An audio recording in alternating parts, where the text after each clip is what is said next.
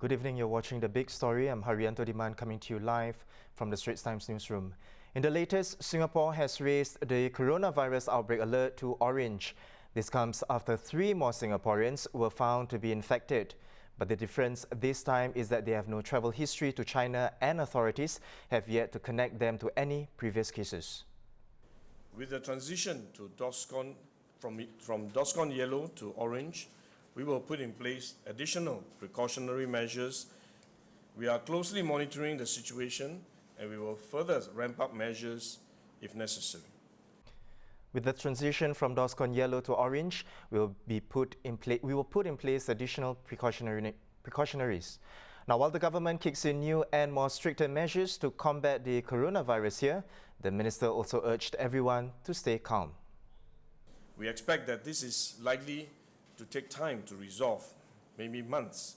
Life cannot come to a standstill, but we should take all the necessary precautions and carry on with life.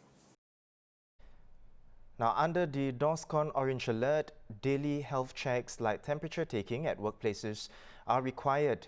There'll be closer controls at entry points in hospitals.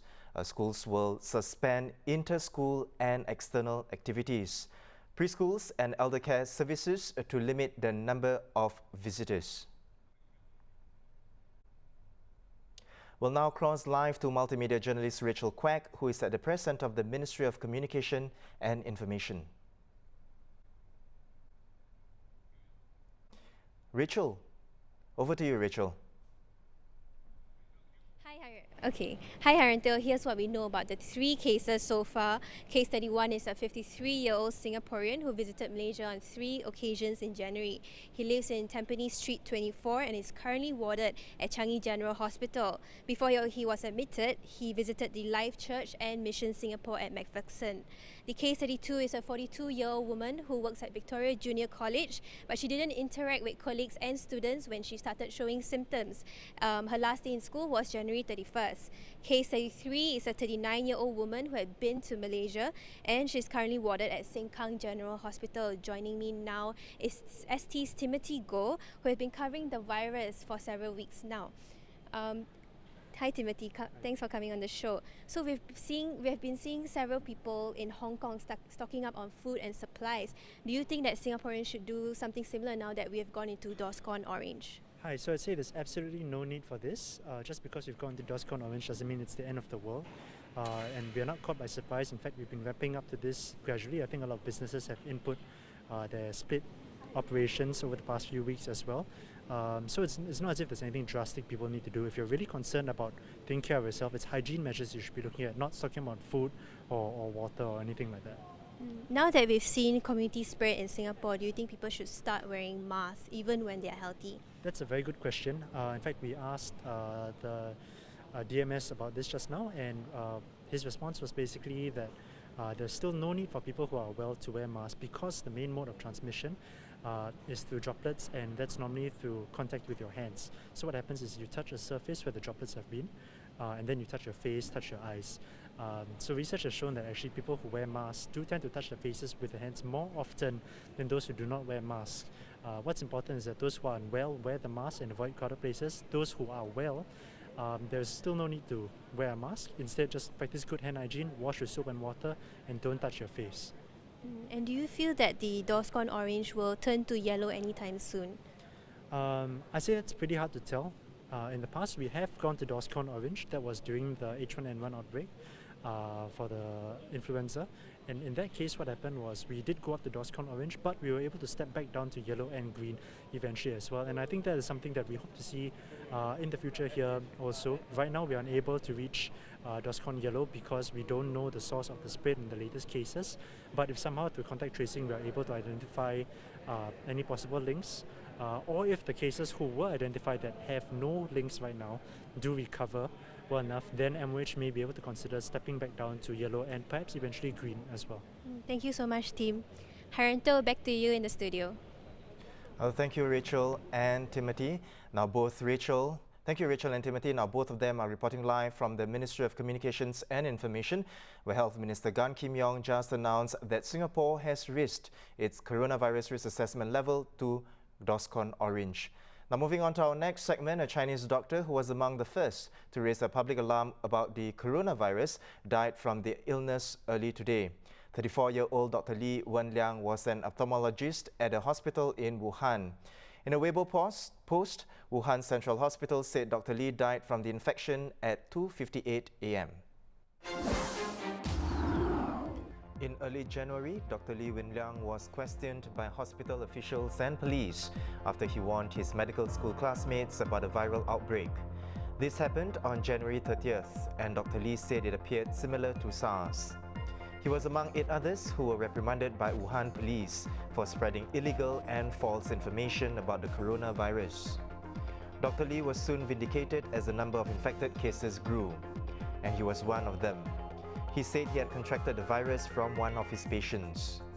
News of Dr. Li's death soared to the top read topics on Weibo today, with commentators hailing him a hero.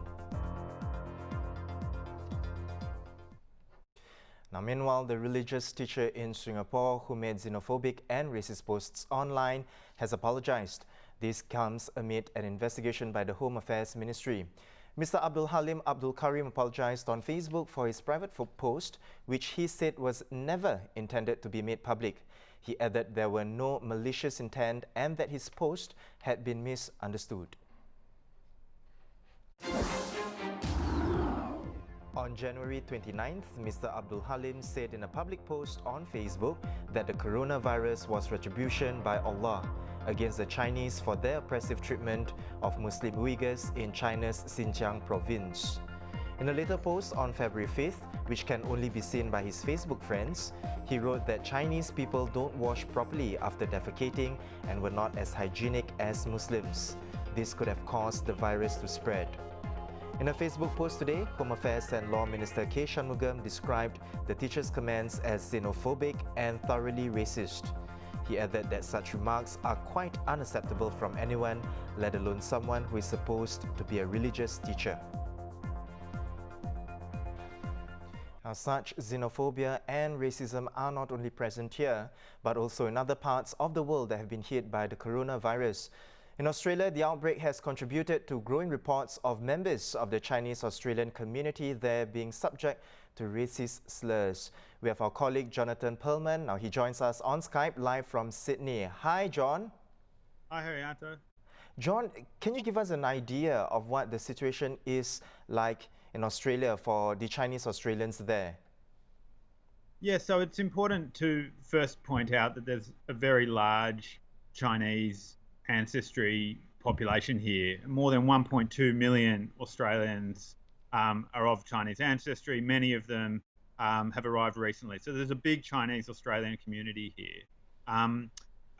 They've been really affected in several ways. I mean, firstly, like expat Chinese everywhere, they're very distressed about their loved ones back home.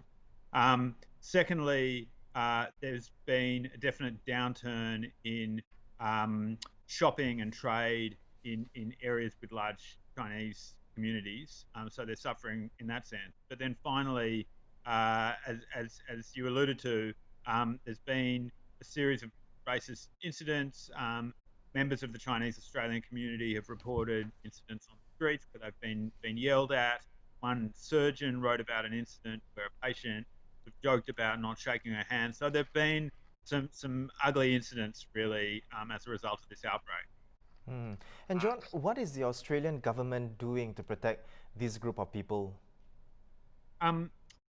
Yeah, so it was interesting this week. An Australian MP got up in Parliament, really an end to these sorts of obviously, short term, there's only so much that the government can really do to stop people being xenophobic and really stop to stop these sort of incidents. It'd be good probably to see some higher profile politicians get up and talk about this. There was a nice incident, a bunch of MPs from different parties went out to the Chinese community, ate lunch there, and showed that these communities are functioning as normal, dangerous. Now we have some technical difficulties with John right now, some audio technicalities, but of course you can read more of this in John's story that is coming out later in the evening. Now on to our third segment. In 2 days, Joseph Schooling will fly off to Virginia in the US to reunite with his former coach Sergio Lopez. Now Schooling worked with Lopez at the Bulls School in Florida from 2010 to 2014. Now Schooling also turned to Lopez at the 2016 Rio Olympics along with his University of Texas coach Eddie Reese. In an exclusive, Schooling told ST that his decision to team up with Lopez again came after a lackluster 2019 season where he was heavily criticized for his performances, fitness and physique. Here's what Schooling had to say. I didn't get angry with it because in part it's true. Like, I was out of shape and I wasn't where I needed to put myself to at least give myself a chance to perform. And you can't run away from that. At the same time, did it fuel me? Yes, absolutely. But also, I think the most important thing is I was sick of swimming so slow. I mean, I was sick of feeling like a slob, that I really wanted to make the right change, and not because a bunch of people were on me about that. Now that's just a snippet of what Schooling told sports correspondent David Lee, who's here now in the studio with me. Welcome, David. Hi, Haranto. Now, David, what do you make of this move? Is it a good one for Schooling? I think it is, and more importantly, he and his team of coaches in Singapore think so too. There have been questions about whether he should have stayed in the States after graduating. Personally, I think it would have been good for him simply because there would be more swimmers around his level to push him over there. But after talking to him earlier this week, I realized it was more than that. You know, in the US, he could train hard and then take his mind off swimming once he was out of the pool. In Singapore, everywhere he went, all people wanted to know is, how are you doing in the pool? How are you swimming? What is your times? He got tired of that, and it's an accumulation of factors, you know. He admitted to taking his foot off the gas after winning the Olympics in 2016. He didn't want to return to the pool, and he fell out of love with swimming. I think most of us can identify with that, right? We work hard at our jobs, and when we go home, the last thing we want to talk about is work. Again. Sometimes we get burnt out from work and we don't even feel like going to work the next day. So the big difference between Olympic champion Joe and the rest of us average Joes, of course, is that we don't have the entire country or even the swimming world watching us and critiquing our work and our weight. So I think it's important that Joe goes back to an environment that made him love swimming, made him love racing, and that he can rediscover and reignite this passion and hunger again. It's a bonus that he has someone like Sergio who treats him like his own son to guide him and coach him again. Now, David, Schooling had two coaches in Singapore here, coaching national head coach and performance director Stephen Widmer, as well as National Training Centre head coach Gary Tan. But what wasn't working out for him? Okay, like Joe has said, his coaching team here are not the problem. We need to get things straight. The credit has to go to the Singapore Swimming Association's high performance team. So that's, like you mentioned, Stephen Widmer, Gary Tan, and even Sonia Porter for being open to this idea of him going back to the States. I think they are great coaches who have brought the best out of the other local swimmers, most recently at the SEA Games, where they won a lot of goals. But like everywhere else in sport, athletes have their own unique preferences. You look at golfers, you look at tennis players, they try different things to find out what works best for them. Sometimes they just need that own unique environment. Sometimes athletes lose that bit of hunger and drive after winning a big title, and I guess that's the main problem for Joe. So on that note, David, does Schooling still have that winning mentality that can possibly withstand the pressure he's facing right now? For sure. I have no doubt Joe is a fighter who in his right mind gets up so early, 4 and 5 a.m. to train and puts himself through such a punishing routine, if not to win. You know, making such a change now is a huge statement that shows that he wants to fight until the end and do whatever he can to win. There's ample proof over the years that the more people say he cannot do something, the more he wants to go out there and accomplish it. Let's be honest, who thought he could win Singapore's first Olympic gold medal? Personally, I thought the best he could do was to win a medal, but he went out there and proved all of us wrong. So the situation is similar now. I think with his recent struggles, not many people believe he can retain his title, or some may think he cannot even reach the final, but I think he thrives when he feels that he needs to make some people eat their words. Yeah, well, thank you so much, David, for coming on to share a bit more about the exclusive interview that you had with Joseph Schooling. Certainly, we hope for the best for him, and certainly things to turn around for him, right? Especially with the upcoming Olympics that's happening as well. Hopefully things do look up for him as well. Now, you can read David's exclusive with Joseph Schooling on straitstimes.com. Now, those are our top stories for today. For more news and videos, do log on to straitstimes.com. Once again, I'm Haryanto. Stay safe, have a pleasant weekend, and we'll see you on Monday.